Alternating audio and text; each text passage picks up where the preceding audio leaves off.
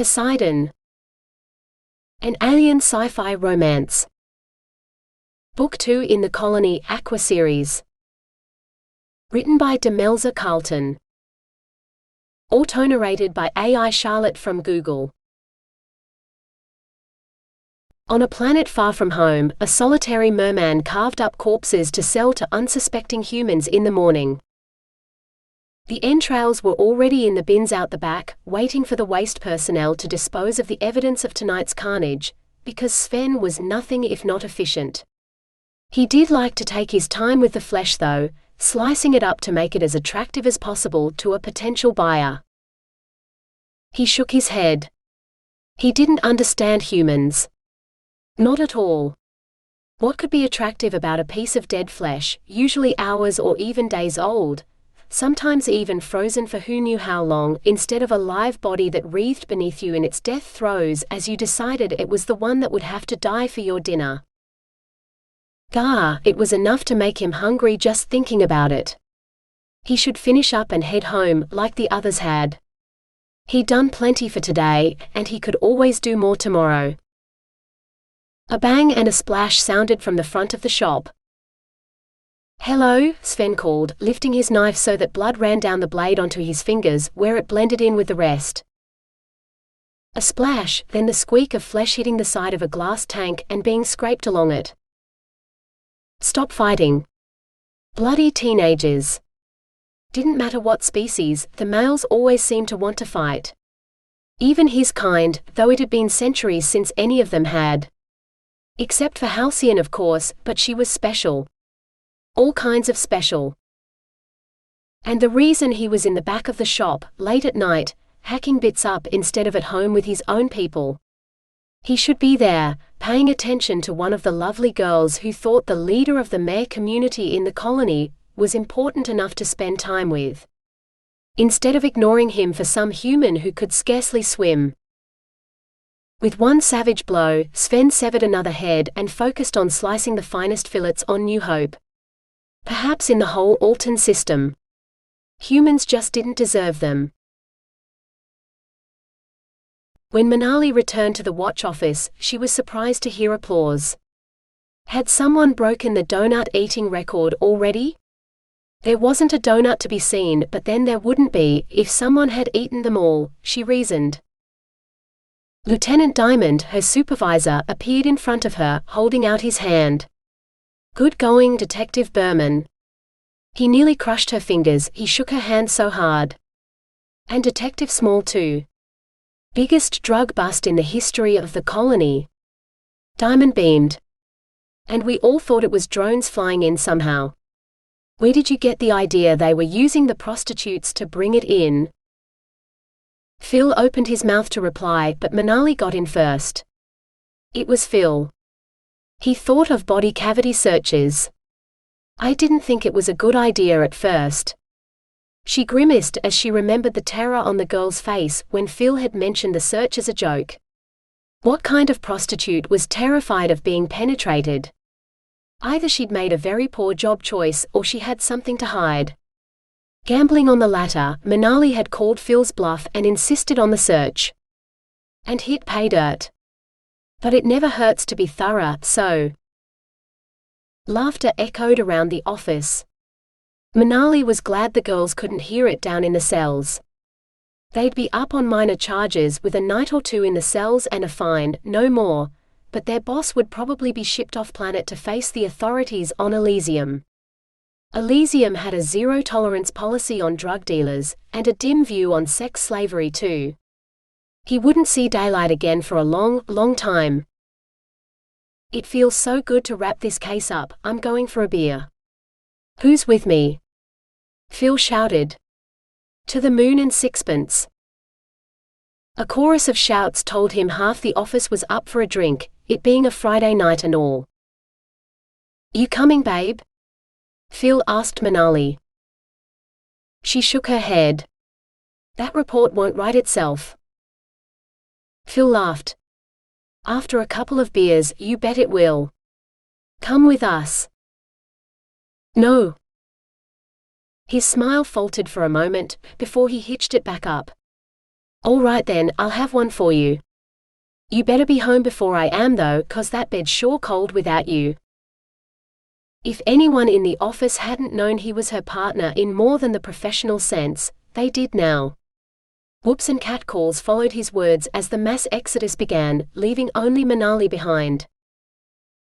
She slumped down at her desk, wishing she could one day meet a man, any man, whose life didn't involve drinking copious amounts of alcohol at the local pub.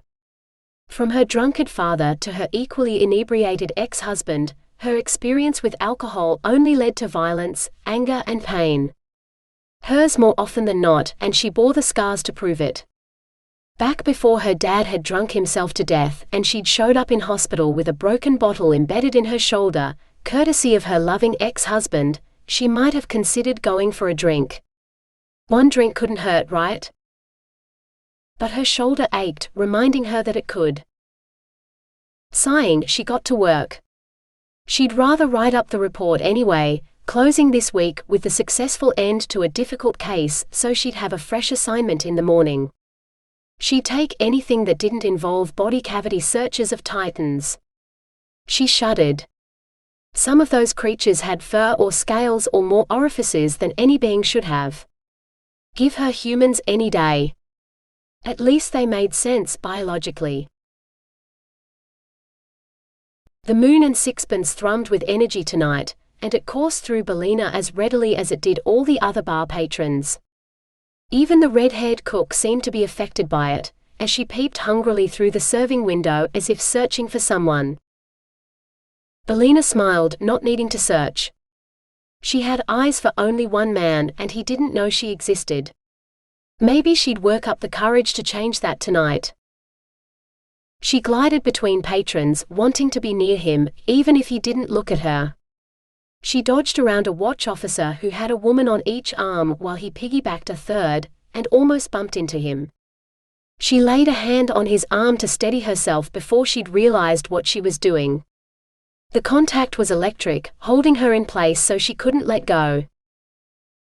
An incubus on the other side of the bar, high on the energy in the room, did something to intensify it.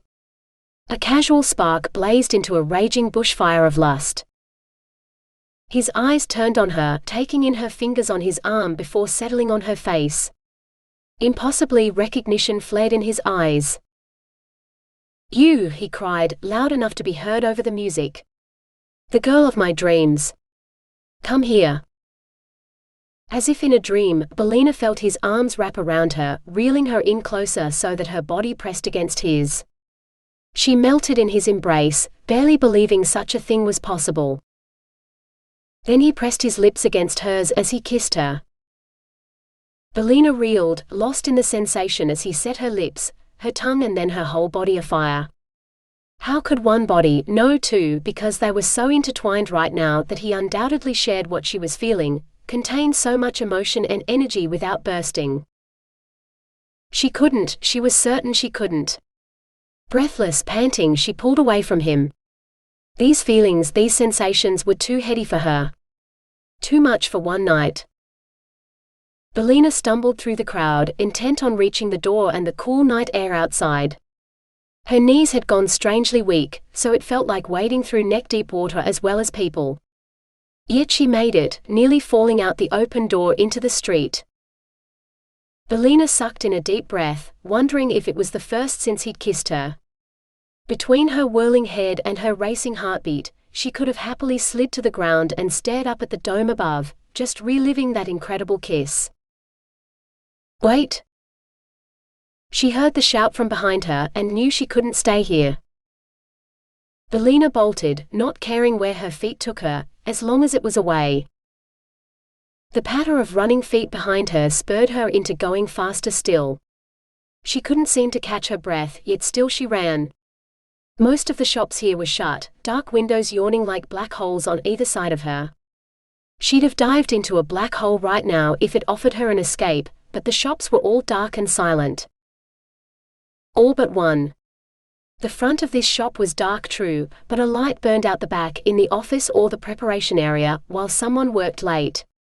She glimpsed glass tanks with something swimming inside. Bellina shoved at the door, which didn't budge. Growling, she reached up to wave at the motion sensor, and the door hissed open. She staggered inside, knowing that the blackness edging her vision had little to do with the darkness of simulated night. No, this was her body failing to retain consciousness after being pushed to the point of exhaustion. A familiar voice called out a greeting, and Belina nearly cried. Serendipity had led her to the one place she would be safe. The door hissed closed behind her, but Belina didn't notice. She grabbed for the nearest thing to help keep her upright, a waist-high fish tank with scuttling creatures on the bottom. Too late she realized that the top of the tank was open and her arms splashed into the water. A shadow loomed behind her. Belina was too tired to even turn her head to see. Arms caught her around the middle, tipping her headfirst into the tank. Belina panicked, trying to brace her arms against the glass walls, reaching desperately for the top to haul herself out, but all she did was slide down the slippery glass, unable to find any purchase. "Stop fighting," that familiar voice said, sounding far away. Too exhausted to argue, Belina complied, letting her body sink into the water. As her vision darkened, she thought she glimpsed a flash of fire before everything faded to black.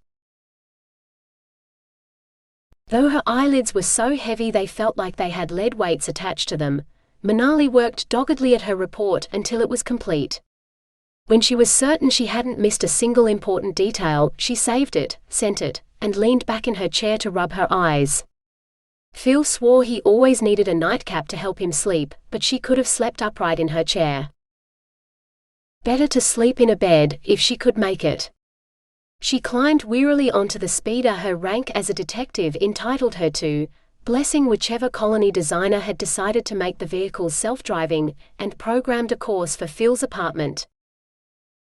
She woke to the quiet chime of the speeder arriving at its destination, surprised that she dozed for the entire ride. She needed a day off. Several probably, and she'd more than earned it, what with all the overtime she'd pulled on this case. She'd check her calendar in the morning and see how much time she could take off before her next case.